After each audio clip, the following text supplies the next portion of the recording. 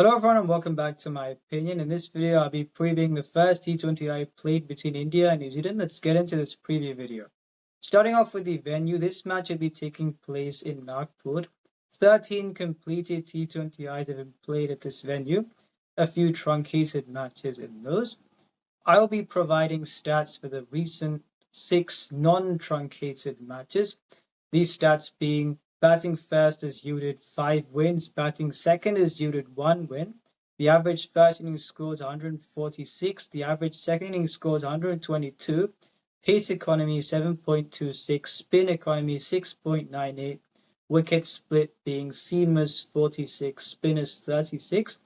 But it's important to consider how many overs spinners and seamers have bowled at this venue, where touring teams may have veered towards their strengths. And in the scorecards I saw, there were many cases where seamers bowled more overs, and this is why they have more wickets, but spin plays a big role at this venue.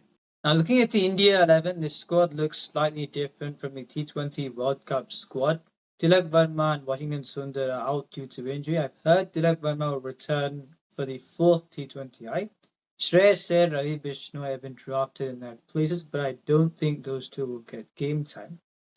And my 11 that I've gone with for India is Abhishek Sharma, Sanju Samson, Ishan Kishan, Suryakumar Yadav, Hardik Pandya, Rinku Singh, Akshar Patel, Arshdeep Singh, Jaseep Bumrah, Kuldeep Yadav, Varun Chakravarti. In the previous series, they benched Kuldeep Yadav and they went with 2 spinners being Varun and Akshar Patel. They've been looking to go with someone who can bat at number 8. According to me, yes, Kuldeep Yadav didn't have a great time of things in the ODI series versus New Zealand. However, I think him at his best would exceed the supposed benefit of having someone who can bat at number 8. So I would always have a case where you've got 7 batsmen and 4 bowlers, with Akshar Patel being the all-rounder at number 7. Then you've got Hardik Pandya as well. So I think that makes India the strongest side. Arshdeep Singh, Bumrah, Kuldeep Yadav, Varun Chakravarti, in my view, have got to play. And if they were going to include someone who could bat at number 8, they may go in one of 2 ways. Harshit Rana and Shivam Dubey are on the bench. Now, since the spinners play a big part of this venue, you've got Bumrah and you've also got Hardik Pandya. They may think Dubey for Arshdeep just for this match and increase the batting. Or they may think you could play. I don't think they'd play Harshit Rana ahead of Arshdeep Singh because you're not increasing the batting by much in terms of, yes, he scored a 50 against New Zealand, but if I think that Harshit Rana to score the runs at that point in time rather than bowling, then I don't think they'd go with that approach to this match. I think if they were going to do that, they'd bring in Shivam Dubey for Arshdeep Singh, but I would play Arshdeep Singh. Shreyas Iyer, Suryakumar Yadav is the captain. Ishan Kishan is in the T20 World Cup squad.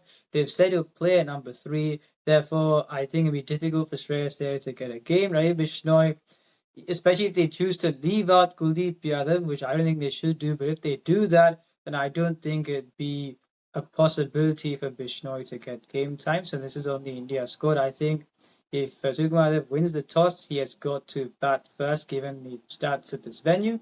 And I think if India play this team combination and bat first, I think they've got a great chance to win this match. And now for the New Zealand team.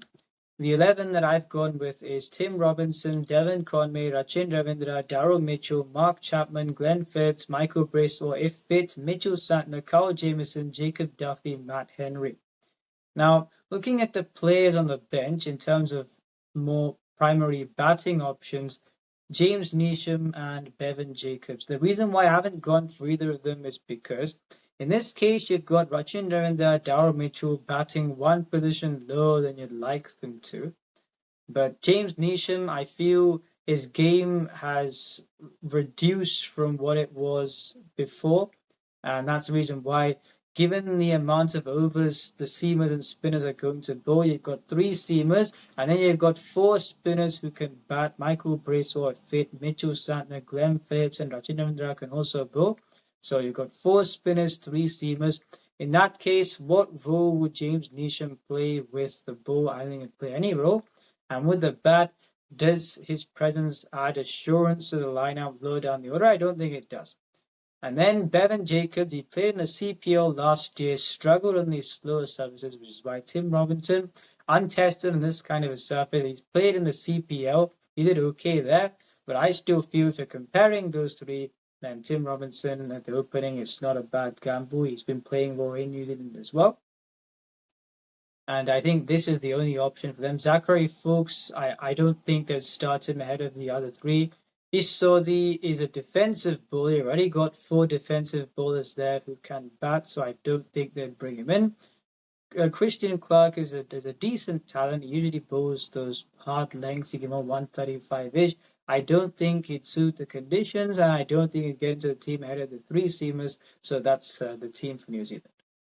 And now for the comparison of 11s, looking at the top 4 for India: Abhishek Sharma, Sanju Samson, Ishan Kishan, Suryakumar Yadav. Abhishek Sharma is in very good form. Sanju Samson correctly brought in for the T20 World Cup. Ishan Kishan, good form and very good form in domestic. Suryakumar Yadav, I think, would do well in the T20 World Cup in spite of the not been getting big returns in the last while. However, on this surface, and I've said this many times before, he thrives on surfaces with true bounce. And when you've got a slow service with lower bounce, he struggles given the shot selection that he goes for. It's the reason why I don't think he'll do well in this match, but I think he'll do well in the T20 World Cup. We're comparing that to the New Zealand top 4. Tim Robinson, he's not played many innings on these slow services, so I don't know how he'll go, especially against this attack. Devon Conway can play the anchor role. He did okay in the SA20.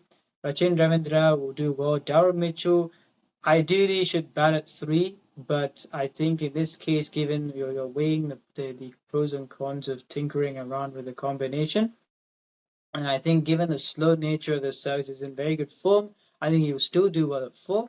So if you're comparing those lineups of the top 4, the reason why I'm going with India is because I think they're also batting in position for New Zealand. Rachin Ravindra would prefer to open. Darryl Mitchell would prefer to bat 3. Tim Robinson, you don't know how we'd go in the service. Not had much exposure batting on these kind of services.